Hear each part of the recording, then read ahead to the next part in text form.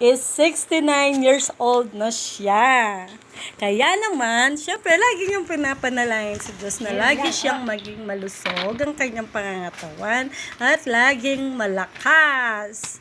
Pero, nag-i-enjoy naman siya kahit na hindi siya sinilibrate. Ay, pero nag-celebrate pala ng birthday mo dahil pumunta ka ng Jollibee. Hindi mo siyempre.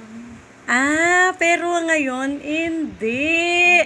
O nga naman, mga nanay, dapat kahit simple birthday lang, dapat mahalala nyo yung birthday ng nanay nyo. Ayun, happy birthday, Apong Luz.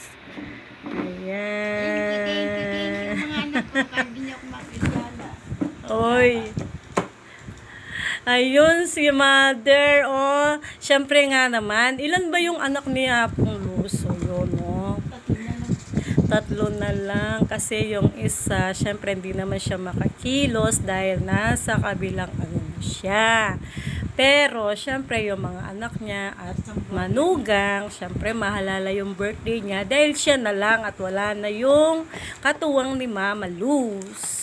Ayun. Pero, dahil birthday ng kanyang friend, pumunta siya dito at dito niya sinelebrate din ang kanyang birthday.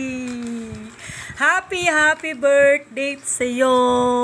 Sa'yo ang inumin, sa'yo ang pulutan. Happy birthday to you.